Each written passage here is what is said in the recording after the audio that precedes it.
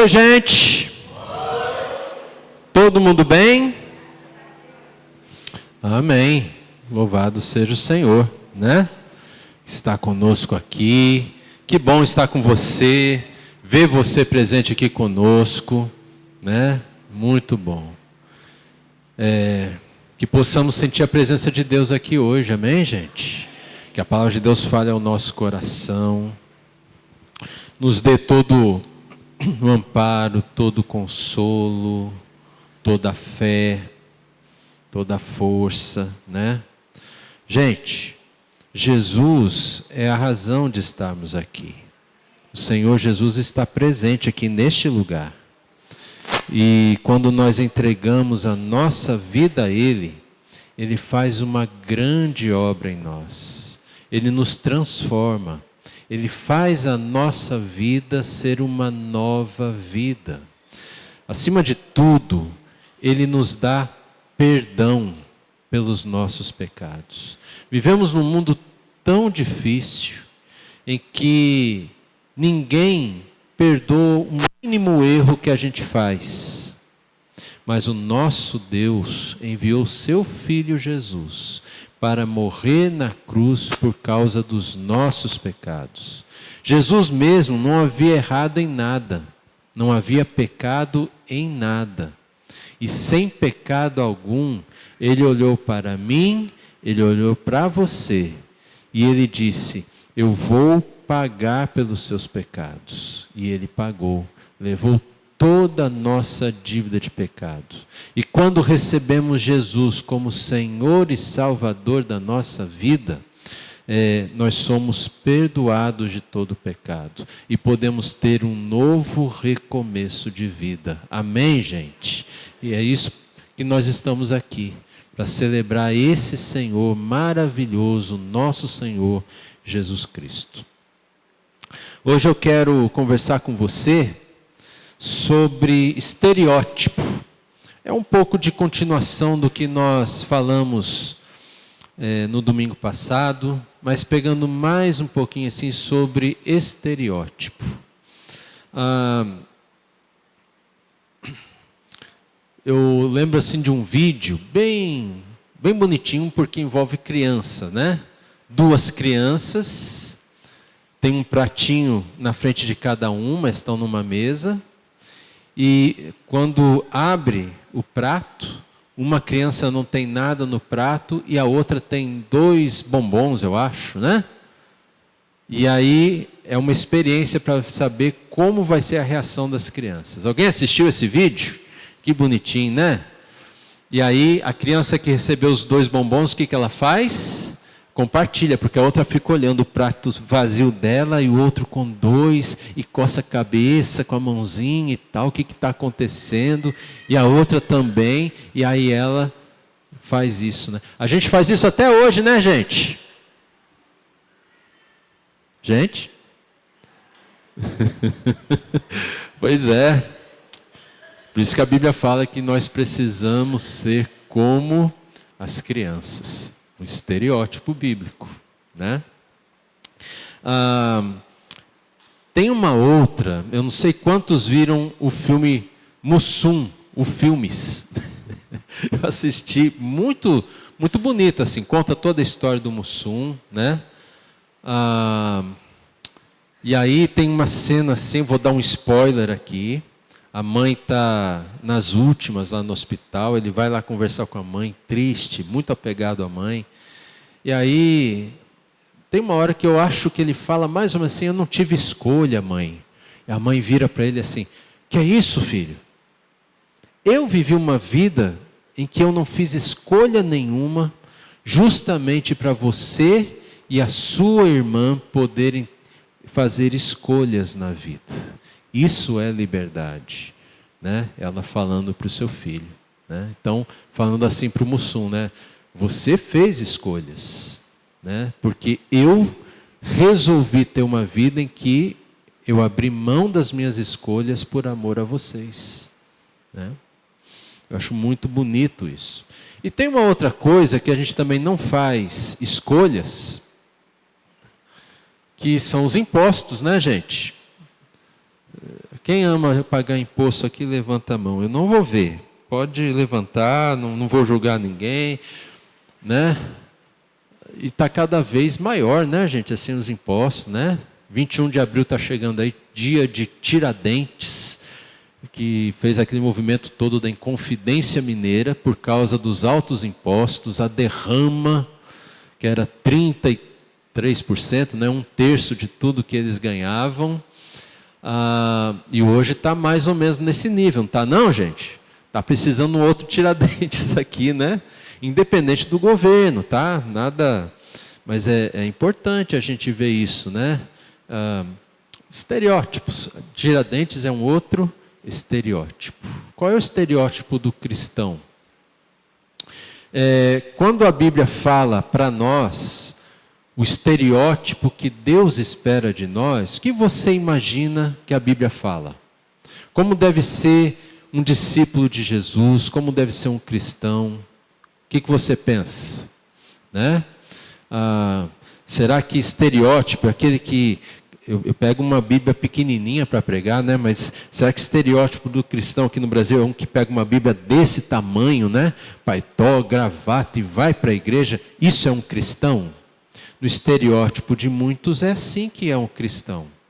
Né? Nada contra, tá, gente? É só uma conversa. Outros acham que um cristão é alguém que nunca ri.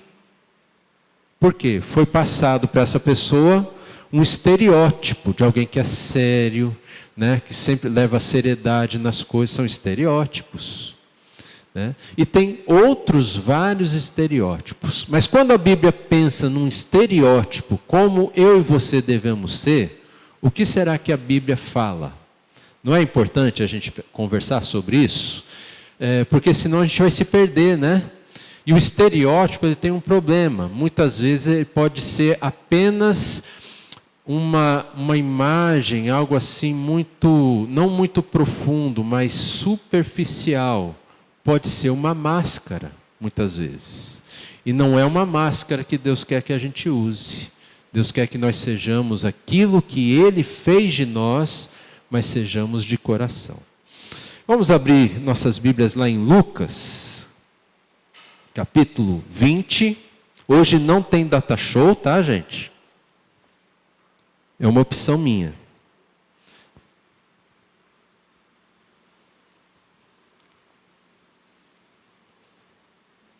Nós vamos ler do verso 45. Lucas 20, 45. Nós vamos avançar o capítulo 21 até o versículo 6. Ok? Todo mundo achou? Diz assim a palavra do Senhor: quando todo o povo estava ouvindo, Jesus disse aos seus discípulos: cuidado com os escribas, que gostam de andar com vestes talares, e muitos apreciam as saudações nas praças, as primeiras cadeiras nas sinagogas e os primeiros lugares nos banquetes. Eles devoram as casas das viúvas. Olha só, uma viúva Jesus está usando aqui. E para justificar, fazem longas orações. Estes sofrerão um juízo muito mais severo. Jesus estava observando e viu os ricos que lançavam seu dinheiro na caixa de ofertas. Viu também certa viúva pobre lançar ali 2 pequenas moedas. Então Jesus disse: em verdade, eu lhes digo, que esta viúva pobre deu mais do que todos, porque todos esses deram como oferta daquilo que lhes sobrava. Esta, porém, da sua pobreza, deu tudo o que possuía, todo o seu sustento. E alguns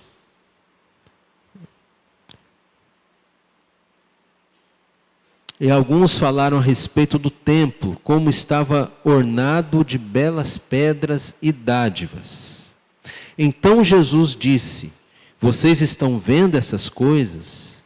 virão dias em que não ficará pedra sobre pedra que não seja derrubada. Olha só. Interessante, né, gente? O Lucas, eu acho muito interessante a maneira como ele coloca as palavras, as histórias. Ele vai intercalando. Parece que ele vai avançando no assunto, mas se você ler com cuidado Lucas, você vai ver que ele está tecendo um tapete, né? Ele está falando dos escribas, daqui a pouco ele fala que os escribas fazem mal para as viúvas, daqui a pouco ele está falando da viúva, e daqui a pouco ele está falando do templo, e se você prestar atenção na beleza do templo, parece que ele está falando também da beleza, fazendo assim um paralelo da beleza do templo, das pedras do templo, com a beleza das vestes dos escribas.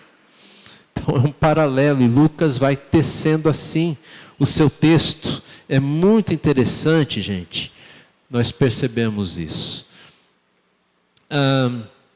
E Jesus aqui, ele estava ensinando, e ele recomendou que os discípulos deveriam ter cuidado com os escribas. E parece que há uma certa preocupação de Jesus dos discípulos não serem como os escribas.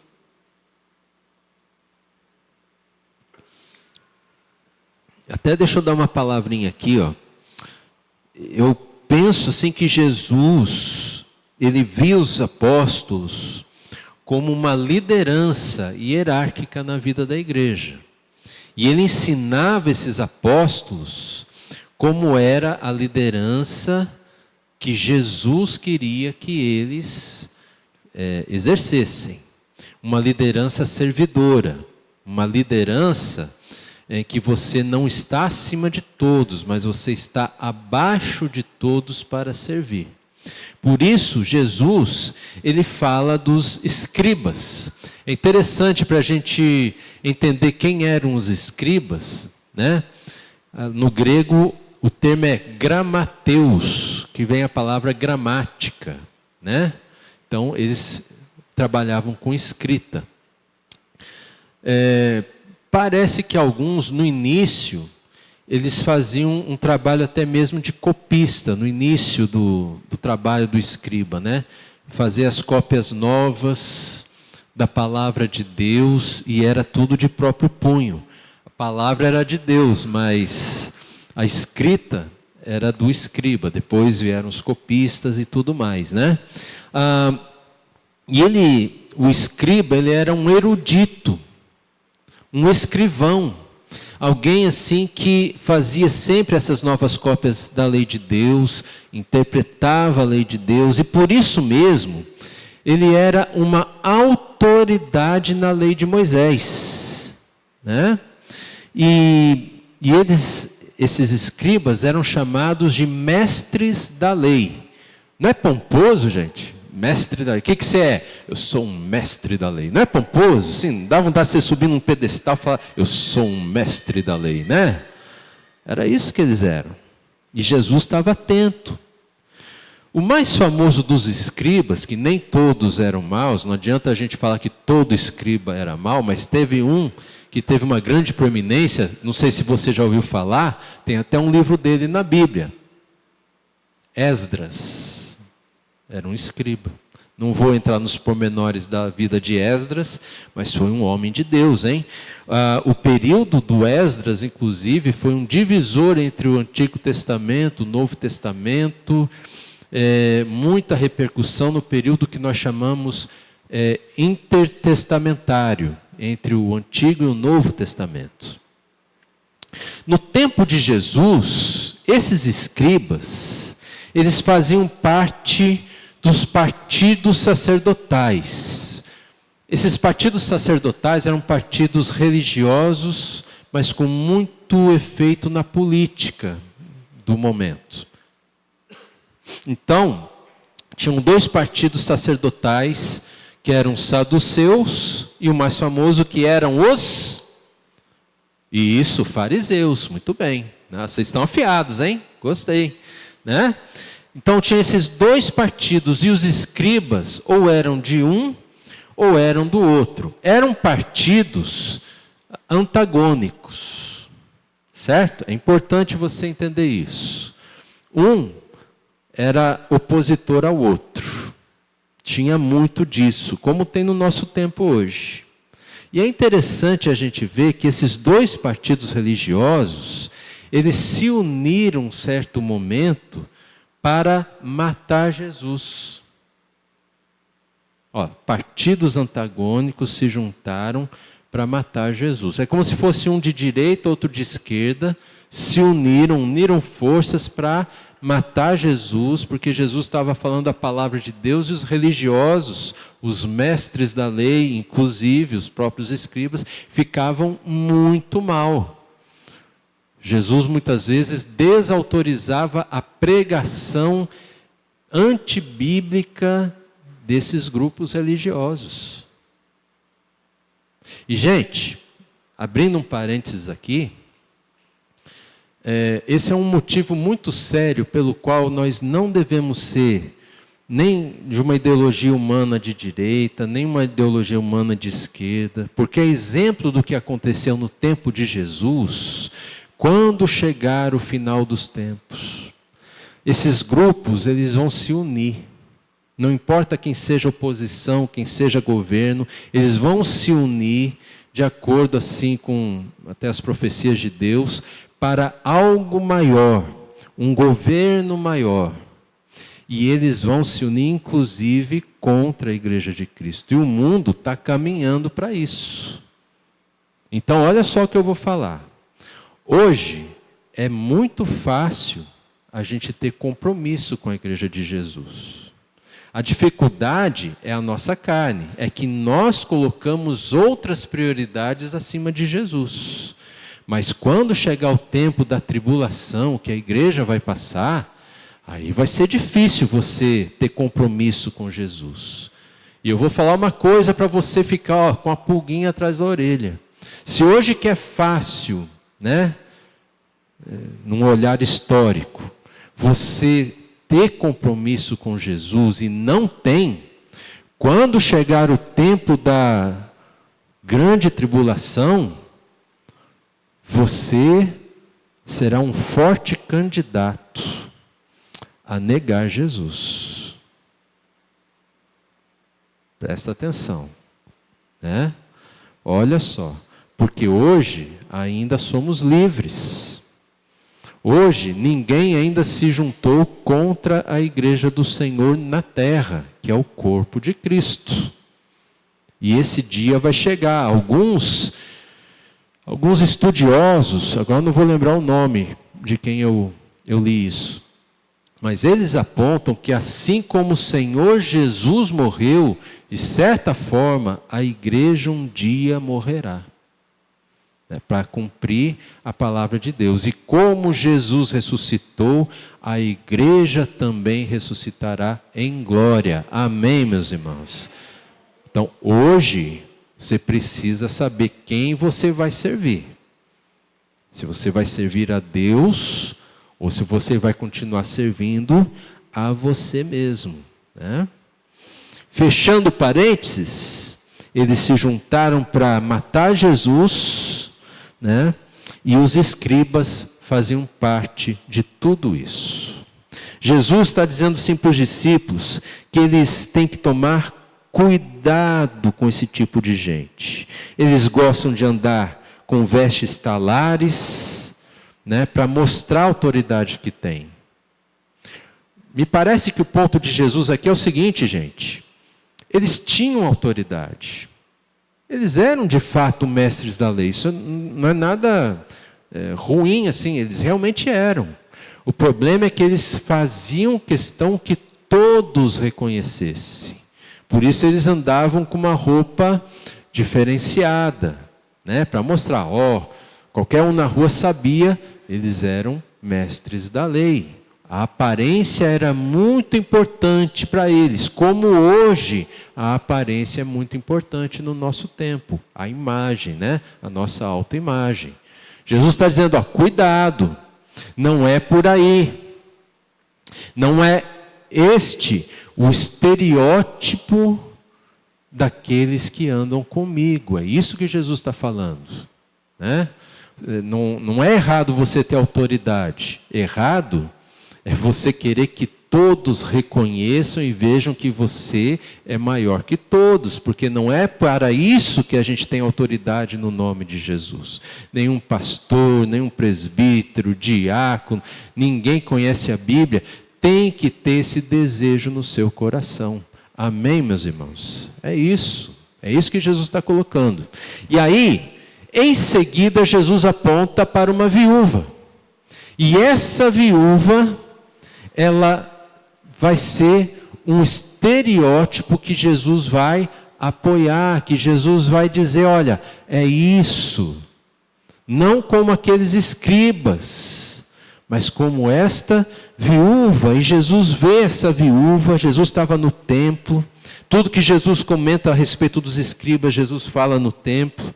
E Jesus estava numa região do templo ali, num lugar do templo onde as mulheres passavam, né, porque era tudo dividido, homem de um lado, mulher do outro. Mulher não tinha muito vez com o judeu, né?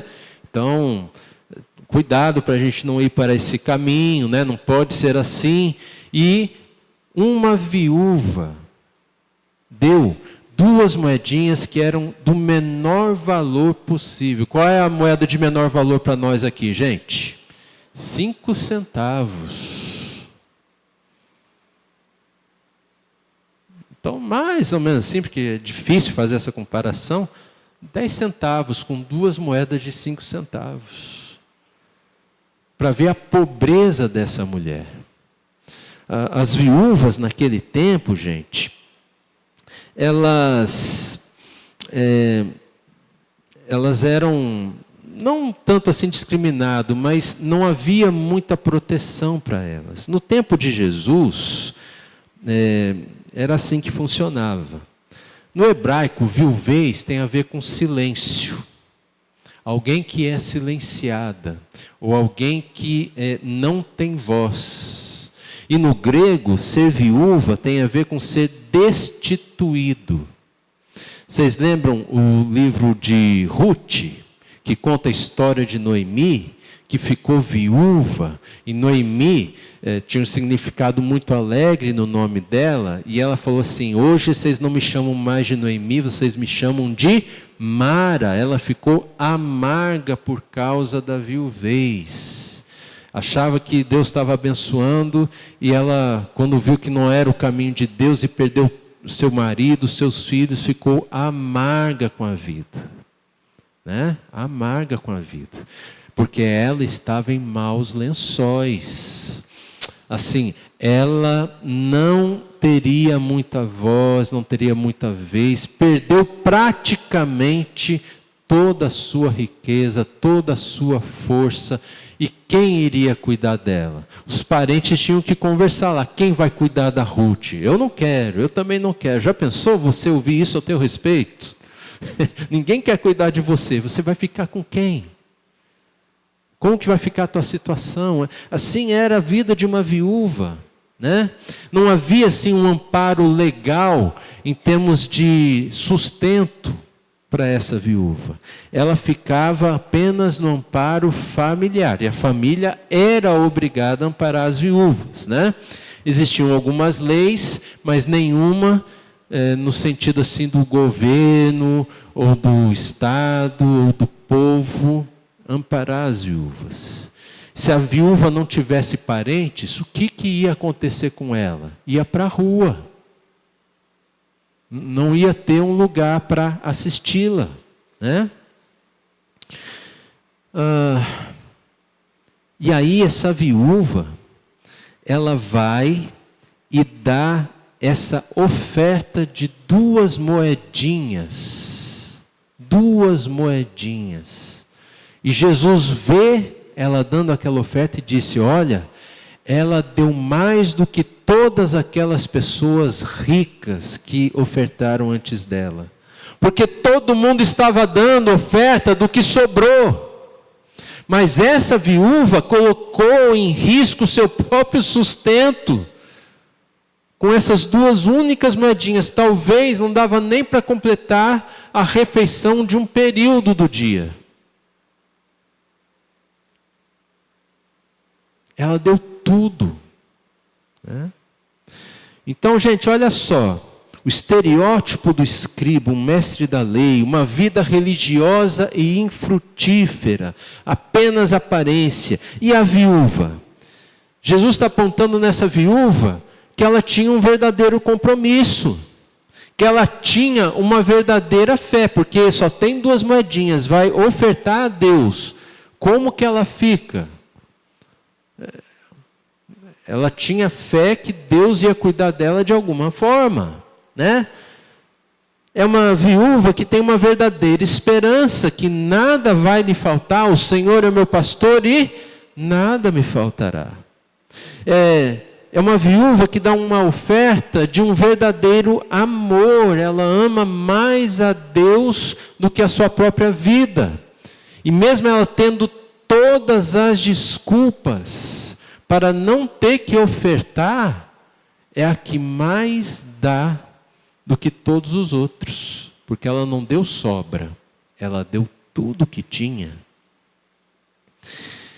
É uma viúva que aponta para uma vida que verdadeiramente frutifica para Deus.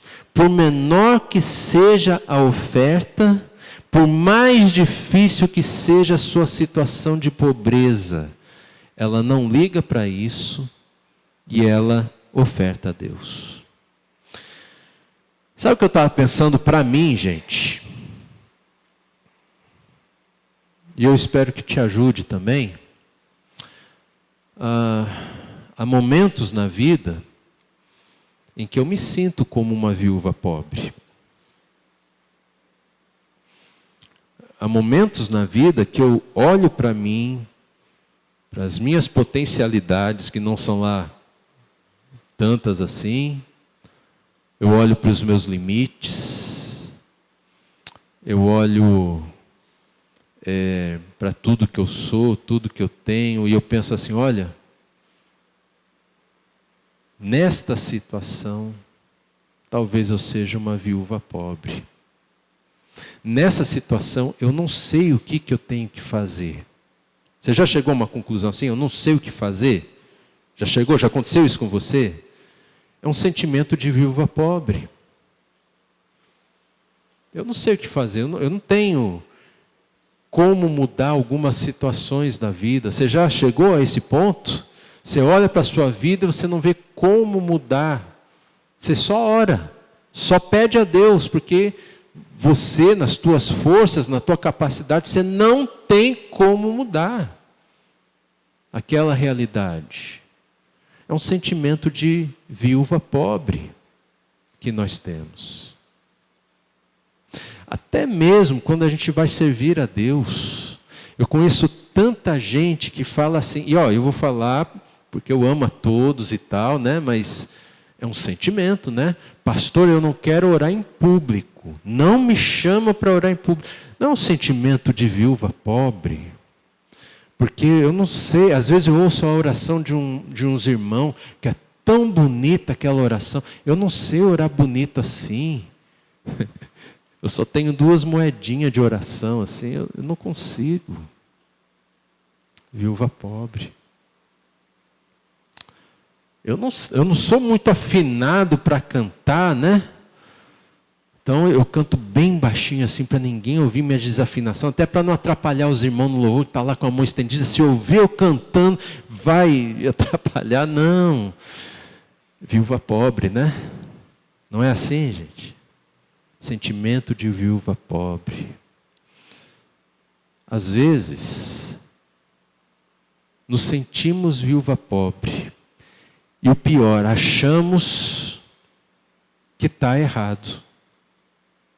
Mas Jesus está falando aqui para os discípulos o seguinte: é exatamente assim que eu quero vocês. Este é o verdadeiro estereótipo.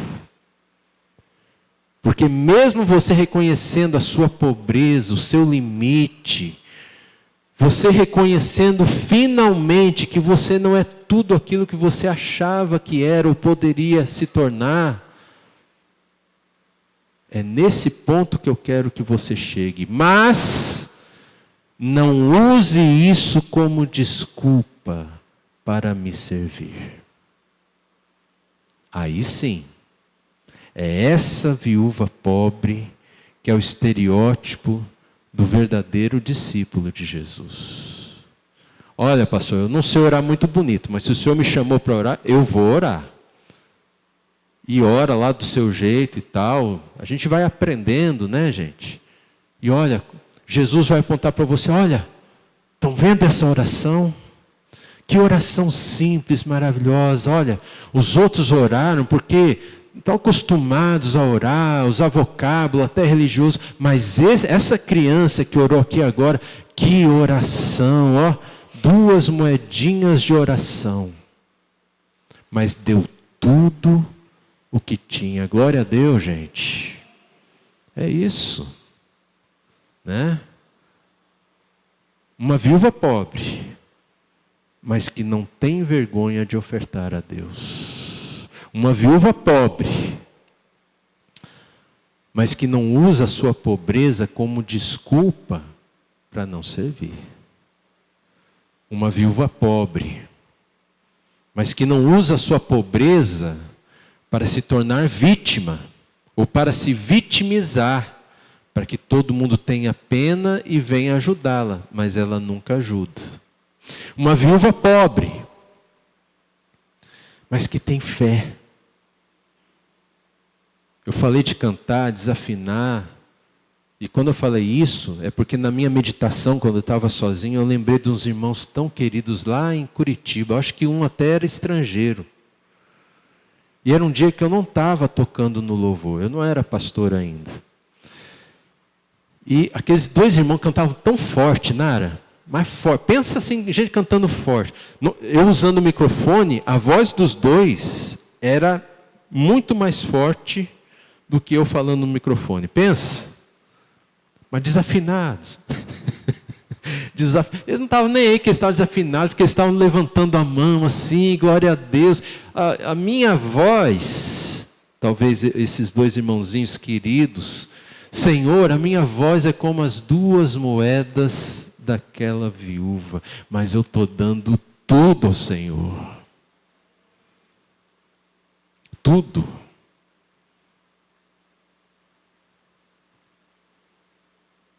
É muito melhor do que às vezes a gente saber algumas coisas, saber alguns caminhos, e a gente não dá tudo a Deus. A gente procura atalhos para fazer mais fácil, para facilitar. A gente faz baseado no que a gente já tem de experiência de vida. E a gente acaba dando menos do que tudo.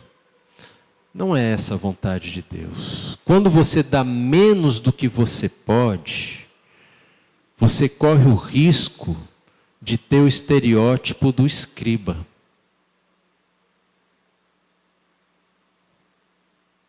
As pessoas reconhecem que você está ajudando, mas você sabe, você podia fazer mais. Por que não faz? Dê tudo. Dê tudo que você tem para Deus. Tudo. Eu não sei você, mas eu nunca vi ninguém se arrepender por ofertar tudo que tem a Deus. Gente, eu tenho ofertado tudo que eu tenho a Deus. Talvez não seja muito, mas é tudo. Inclusive a minha família. A minha família é uma oferta que eu sempre dou a Deus. A minha vida,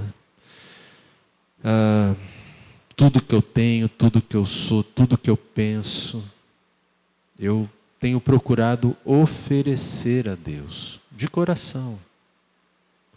Muitas vezes, quando eu falo tudo, não pensa assim em grandes coisas, gente. Muitas vezes, eu dou tudo, mas eu olho para dentro de mim e eu penso assim, nossa, será que eu consigo dar alguma coisa? Você já não pensou assim? Eu acho que nesse momento, ou nessa questão, eu não sei nem se eu consigo dar algo para Deus. Mas por pequenino que seja, oferte isso ao Senhor. Pode ser seu tempo, pode ser seu ouvido, pode ser a sua força de trabalho, pode ser um tempo de oração, pode ser acompanhar alguém para ir em algum lugar, pode ser uma carona, sei lá. Tem tantas formas maravilhosas da gente servir a Deus.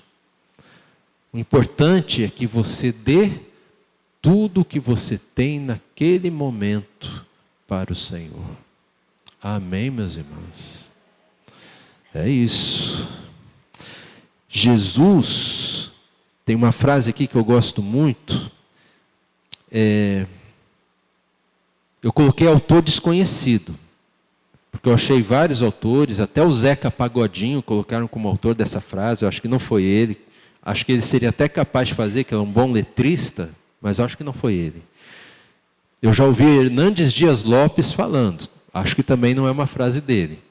Também plenamente capaz de dizer: o pouco com Deus é muito, e o muito sem Deus é nada.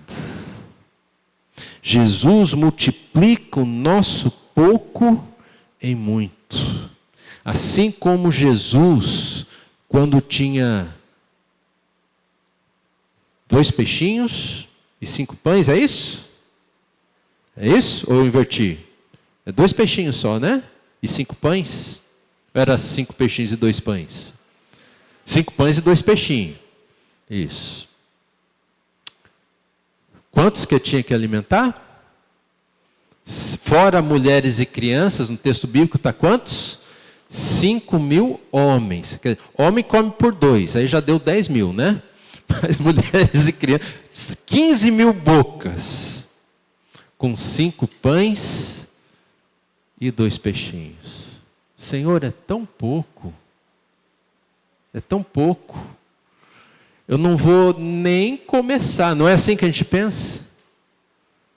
Mas quando damos tudo o que temos, esse nosso pouco nas mãos do Senhor Jesus, é quanto, gente? É muito. Mas se você tiver muito e não tiver Jesus, você tem o quê? Nada. Né? Isso é uma verdade. E assim Jesus vai fazer conosco, com cada um de nós. Se nós aprendemos a buscar como uma espiritualidade saudável, o estereótipo da viúva pobre, mas que dá tudo o que tem ao Senhor. Que Deus nos abençoe. Fecha os teus olhos, baixa tua cabeça.